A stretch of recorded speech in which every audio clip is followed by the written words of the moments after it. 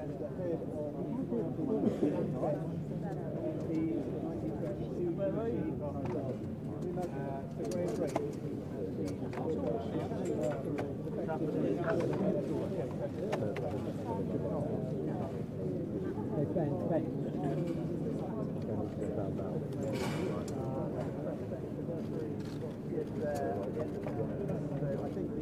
statement is imminent. I'm just going to step aside now because let's take a look at so this is a moment really that's been very much leadership has been questioned not really only in the party large around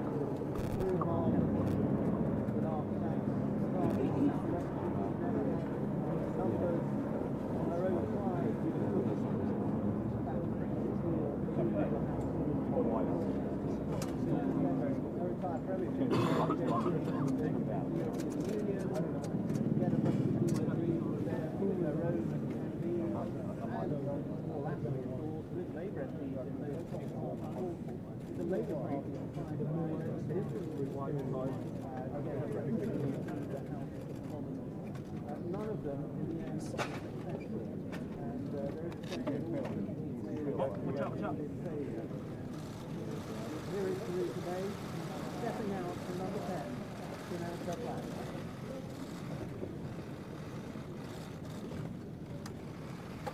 Ever since I first stepped through the door behind me as Prime Minister, I have striven to make the United Kingdom a country that works not just for a privileged few, but for everyone, and to honour the result of the EU referendum.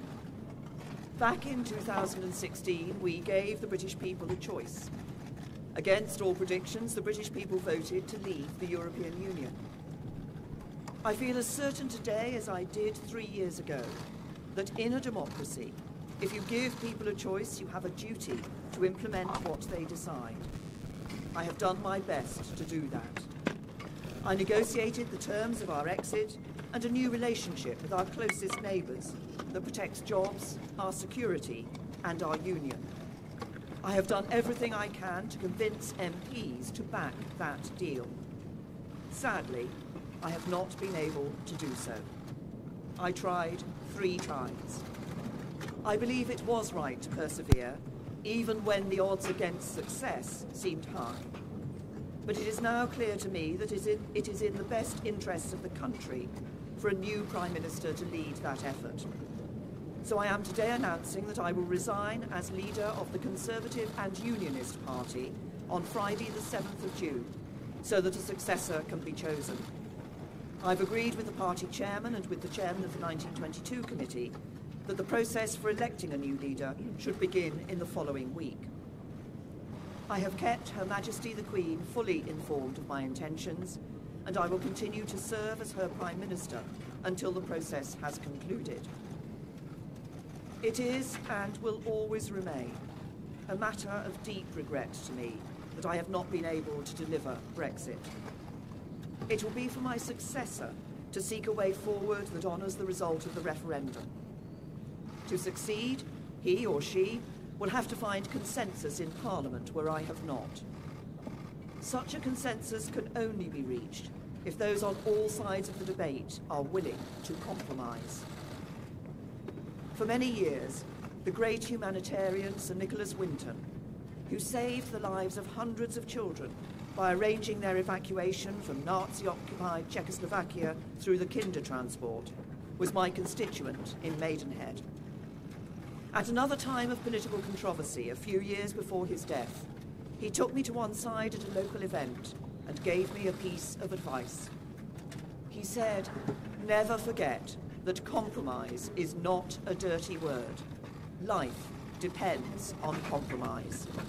He was right. As we strive to find the compromises we need in our politics, whether to deliver Brexit or to restore devolved government in Northern Ireland, we must remember what brought us here.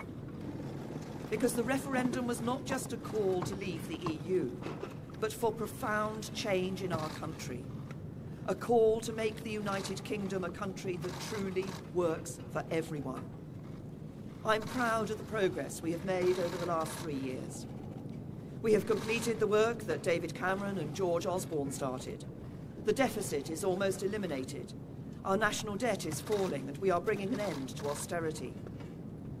My focus has been on ensuring that the good jobs of the future will be created in communities across the whole country, not just in London and the South East, through our modern industrial strategy. We have helped more people than ever enjoy the security of a job. We are building more homes and helping first-time buyers onto the housing ladder, so young people can enjoy the opportunities their parents did. And we are protecting the environment, eliminating plastic waste, tackling climate change, and improving air quality.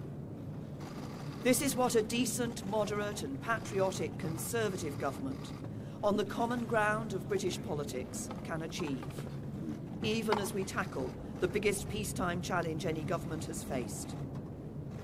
I know that the Conservative Party can renew itself in the years ahead, that we can deliver Brexit and serve the British people with policies inspired by our values. Security, freedom, and opportunity. Those values have guided me throughout my career. But the unique privilege of this office is to use this platform to give a voice to the voiceless, to fight the burning injustices that still scar our society.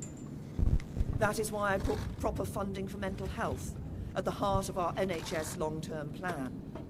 It's why I'm ending the postcode lottery for survivors of domestic abuse.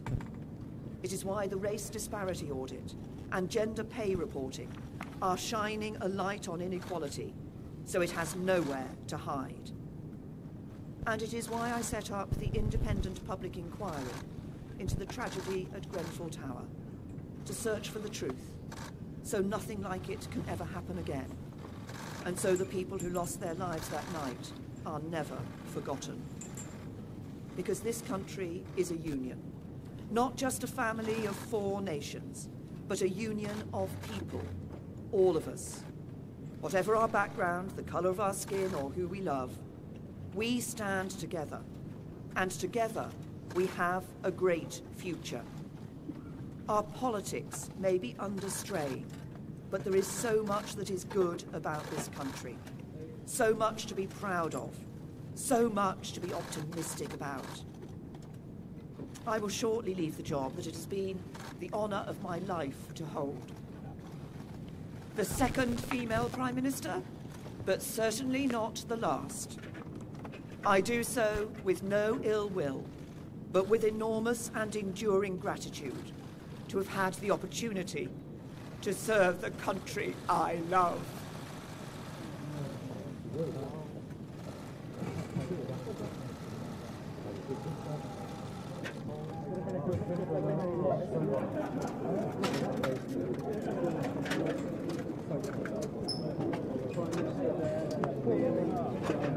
Very emotional. At the end, the very end of that statement, almost in tears, saying that it has been the honour of her life to serve her country as Prime Minister, as the second female Prime Minister, she said, but certainly not the last.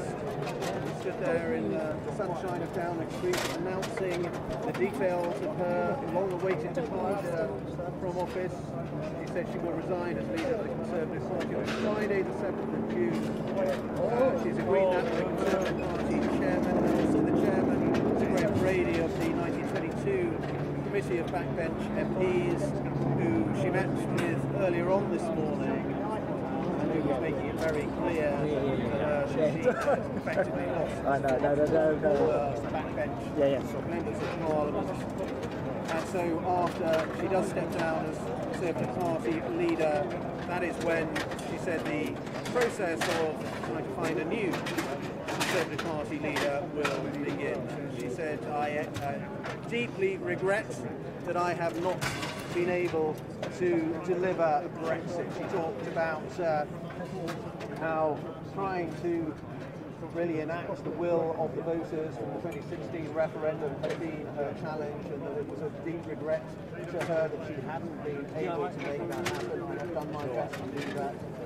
She said, I have done everything I can to persuade members of Parliament, and tried 3 times to get her Brexit deal through Parliament, but failed, and said that was for her a deep regret that she had not been able to deliver Brexit. She did also outline other areas of her premiership, other areas of her government, some of the things she thought that this government has achieved. Let's bring in our assistant political editor, Norman Smith, who's with me and was listening to that and watching that. Firstly, on a personal note, the Prime Minister at the end, understandably, very, very emotional. It's a huge moment, and she was close to tears at the end. It will always be an honour to serve with the Prime Minister, sort of welled up right at the end. It was a hugely emotional moment for her husband Philip, watching on as when he goes to supply down. I thought a sort of dignified statement, and also quite a defensive statement, saying I've tried my best. I've done my best to try and get this through Parliament. I've done it 3 times. But I thought interesting too, a message to her successor. Compromise is not a dirty Simon, don't leave your landscape. I think Someone's that going would to be kick seen it. as a clear warning to those who I might kick it. succeed her. Right, let's go for it. Her take is no, you've got to bring people with you if you want to get this through. You are going to have to